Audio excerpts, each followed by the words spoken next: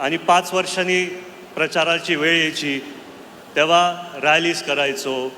युवकांना पण तिथं मनापासून प्रचार करायला आवडायचं.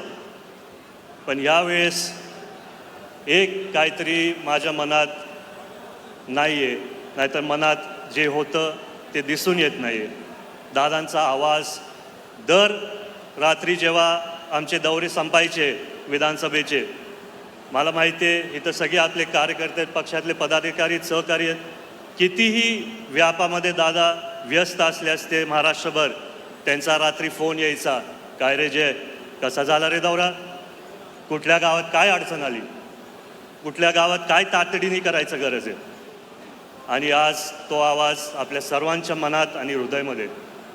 पण आजही जेव्हा मी गावागावी जात होतो, मी घरी गेल्यानंतर तोच दादांचा आवाज माझ्या मनात. एकदम ठामपणाने बोलायचे, जयड्या रडायचं नाही, लढायचं. तसंच आज तुमच्या समोर परत येऊन दादांची आशा माझ्या मनात असून मी इथं भाषण करू शकतो. मन तर भरून येतं, पण दादांसाठी आणि वहिनींसाठी कायम त्यांच्या मनात आमचे बारामतीकर. तुम्ही दादांचे भाषणं बघा, कुठल्याही भाषणात ते डायरेक्ट बोलायचे माझे बारामतीकर. एका मुलाचा आणि वडिलांचा नात्याच्या हिशोबाने मी शाळेत असताना त्यांना विचारायचो, दादा तुम्ही रात्रंदिवस काम करता, रोज तुम्ही काम करत जातात, थोडं कुटुंबाला वेळ द्या. त्या काळात मला ते एवढं समजलं नाही. पण जेव्हा दादा बोलले की जयड्या सर्व बारामतीकर माझं कुटुंब आणि सर्व महाराष्ट्रातली जनता माझं कुटुंब. पण आज मला कळतंय की दादा एवढं मोठं कुटुंब मला तिथं सोडून गेलेत आणि त्याच्यामुळे आपण एकत्रित एक इतिहास घडवू शकतो यावेळेस. खरं सांगायला गेलं तर जाता जाता दादांनी एक इतिहास घडून गेले. वहिनींना राज्यातले पहिला महिला मुख्यमंत्री त्यांनी, उपमुख्यमंत्री त्यांनी केलं. पण आज जिथं पण दादा असतील ते एक आशाने आपल्या सर्वांकडे बघत असतील की अनेक वर्षापासनं मी माझ्या बारामतीकरांसाठी रात्र दिवस झटलो. आज इतिहास आपण सर्व घडू शकतो. आज गावागावी फिरताना भरपूर पत्रकारांनी मला प्रश्न विचारला की तुमचे मित्रपक्षातले पण सहकारी ज्येष्ठ नेते तिथं प्रचाराला येत आहेत आणि तुमच्या कुटुंबातले पण लोक तिथं प्रचाराला येत आहेत, तुमचे काय भावना आहेत. मी त्यांना सांगितलं की दादांनी त्यांच्या आयुष्यात जातीपातीचं राजकारण कधीच केलं नाही. दादांचं योगदान महाराष्ट्रभर भरपूर होतं आणि दादांनी सगळ्यांना एकत्रित घेऊन तिथं काम केलं. आणि त्याच्यामुळे खरी दादांसाठी श्रद्धांजली नाहीतर आदरांजली असली असती जर ही निवडणूक बिनविरुद्ध झाली असती. पण नियतीमुळे तसं झालं नाही.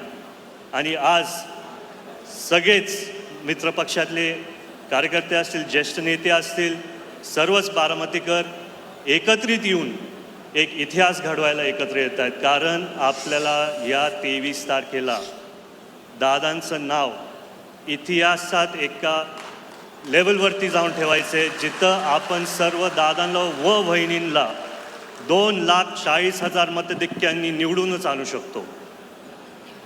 वहिनींना मी प्रश्न विचारला की तुमच्या मनावरती एवढं डोंगरासारखं दुःख असून तुम्ही हा पुढाकार कसा घेतला. तेव्हा मला वहिनी बोलल्या की जय, दादांचं अपूर्ण स्वप्न पूर्ण करण्यासाठी मी हा निर्णय घेतला आहे. जो आधार दादा सगळ्या बारामतीकरांसाठी होते तशीच मी कष्ट घेणारे तो आधार सगळ्यांसाठी तिथं असायला.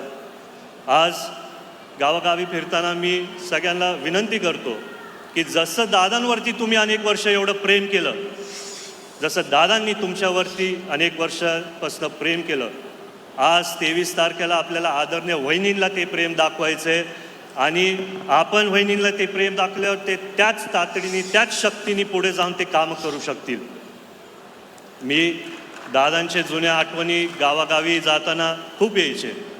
दादांचं एक भाषण जिथं असेच भरभरीत सभेत कोणतरी दादांना बोललो, दादा आय लव्ह यू, आणि दादा बोलले पहिला बायकोला जाऊन लव्ह यू बोल. मग माझ्याकडे तिथं लक्ष गेलं. आणि मग परत काही दिवसानंतर दादा कागदपत्र वाचत होते आणि परत कोणतरी बोललं, दादा आय लव्ह यू. दादा हसून बोले, आय लव्ह यू टू. आणि आज मी दादांचा उल्लेख करणारे तुमच्या सर्वांसाठी सर्व बारामतीकर आय लव्ह यू टू. मागच्या सभेत मी एक घोषणा केलेली शेवटी की बारामतीचं लेख अनुक्रमांक 1. पण आज आपण दादांसाठी जिथं पण ते असतील परत एकदा सगळे टॉर्च काढून नुसतं दादांना श्रद्धांजली अर्पण करू.